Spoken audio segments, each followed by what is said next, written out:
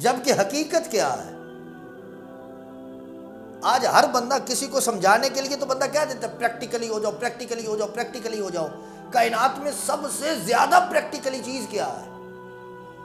وہ انسان کا اپنا عمل ہے۔ اور ظاہر سی بات ہے، عمل کو پریکٹیکل کرنے کے لیے، پریکٹیکلٹی اپنی زندگی میں لانے کے لیے جس چیز کی ضرورت ہے کہ جس کو دیکھ کے، جس کو پڑھ کے، جس کے پیچھے لگ کے ہم سب سے زیادہ پریکٹیکل ہو سکتے ہیں، وہ کلام اللہ ہے۔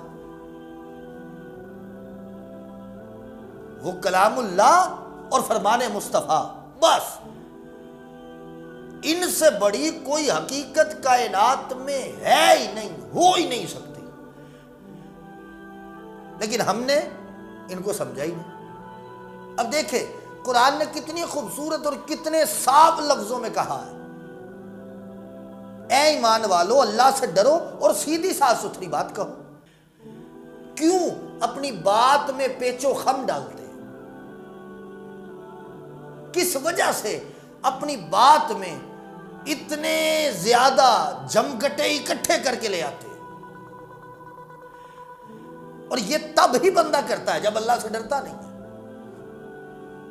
اور اسی پر تیرے میرے پیارے آقا حضور خاتم النبیین، پیارے لجپال کریم، ہمارے آقا، ہمارے حضور، میرے آقا، میرے حضور، میرے مصطفیٰ، میرے کریم، میرے لجپال، میرے سرتاج، میرے آقا، مولا، ملجا، ماوا، میرے کریم اللہ کے حبیب حضور نبی کریم صلی اللہ علیہ وسلم سرکار کے فرمانے علی شان، عن نبی ذر رضی اللہ تعالی عنہ قال قال لی رسول اللہ صلی اللہ تعالی علیہ وآلہ وسلم اتق اللہ حیث ما کنت واتبع السیئۃ الحسنۃ تمحها وخالق الناس بخلق حسن، رواہ الترمذی والدارمی واحمد، وقال ابو عیسیٰ ھذا حدیث حسن صحیح۔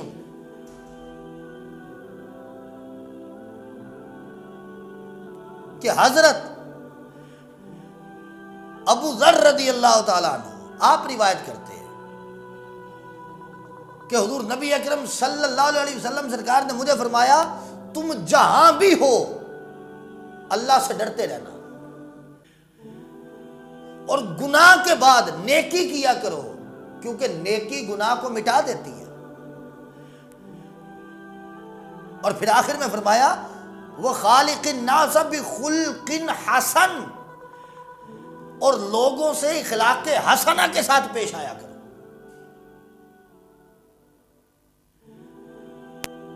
اب ہم برنارڈ شاہ کو پڑھنے والے، ایملی ڈکنسن کو پڑھنے والے، فیراڈے کو پڑھنے والے، ڈالٹن کو پڑھنے والے، جان ملٹن کو پڑھنے والے، جان کیٹس کو پڑھنے والے، شیکسپیئر کو پڑھنے والے، ہمیں تو ان کی باتیں مزے دیتی ہیں نا۔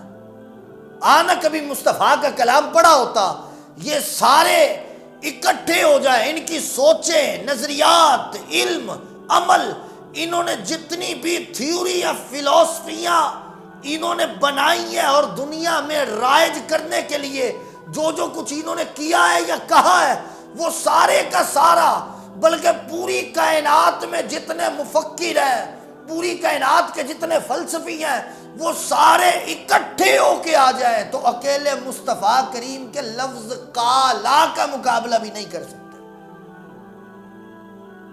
کبھی حضور کا فرمان تو پڑھا ہوتا۔ آج شیکسپیئر، یہ اگر وہ شیکسپیئر لکھتا ہے نا، اس کی اگر آج کی کوئی بات کی جائے، وہ کہتے ہیں all the world stage and every person is the actor of the stage, کہ یہ پوری دنیا ایک اسٹیج کی طرح، ہر بندہ اس پہ ایکٹ کرنے کے لیے آیا ہے۔ اب اگر یہ بات شیکسپیئر سے منسوب کر کے کی جائے، لوگ تالیاں بجائیں گے، لیکن کبھی رب کا کلام یا مصطفیٰ کا فرمان پڑا ہوتا تو اس سے بڑی آگے کی باتیں اس میں موجود ہیں۔ بڑی آگے کی باتیں اس میں موجود ہیں، لیکن کبھی پڑھا تو صحیح۔ اسی لیے یہ مغرب میں رہنے والے تھے نا، اور اقبال نے اسی لیے تو کہا تھا کہ وہ معزز تھے زمانے میں مسلمان ہو کے، اور تم خار ہوئے تارک قرآن ہو کے، کہ ہم نے قرآن و حدیث کو چھوڑ دیا۔ اب قرآن نے بھی یہی بتایا، ایمان والو اللہ سے ڈرو، مصطفیٰ بھی یہی فرما رہے اتق اللہ حیث ما کنت واتبع السیئۃ الحسنۃ تمحوها، کہ اللہ سے ڈرو اور گناہ کے بعد نیکی کرو۔ اس کا یہ مطلب ہرگز نہیں کہ جان بوجھ کے گناہ کرتے رہو، گویا مصطفیٰ فرما یہ رہے ہیں، آقا فرما یہ رہے ہیں کہ سب سے پہلے تو گناہ سے بچو، لیکن اگر غیر دانستہ طور پہ گناہ ہو بھی جائے تو اس کے بعد نیکی کرو، اللہ سے توبہ کرو۔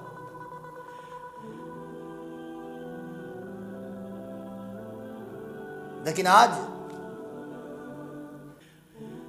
جو میں عرض کر رہا تھا نا، میں اس بات کو مکمل کر دوں کہ کوئی دنیا داری کے مال و متاع کی باتیں کر رہا ہو نا، ہم ٹک ٹکی باندھ کے دیکھتے بھی رہیں گے اور سنتے بھی رہیں گے، لیکن جہاں بات دین کی آئے گی، سب سے بڑا جملہ جو آج کے وقت میں سننے کے لیے ملتا ہے وہ پتہ کیا ہے؟ وہ پنجابی میں بتا دیتا ہوں، وہ جملہ کیا ہے؟ او یار مینوں سارا پتہ ہے، بس کر، مینوں تیرے نالوں بہتا پتہ ہے۔ یعنی جہاں بات دنیا داری کے تقاضے کی آئے گی وہاں تجھے کچھ نہیں پتا، جہاں بات دین کی آ جائے گی تو سب جانتا ہے۔ یہی وجہ ہے کہ جب تو دین کے بارے میں یہ کہتا ہے کہ میں سب جانتا ہوں اور عمل ٹگے کا نہیں ہے، اسی لیے دنیا میں ذلت مقدر بن گئی۔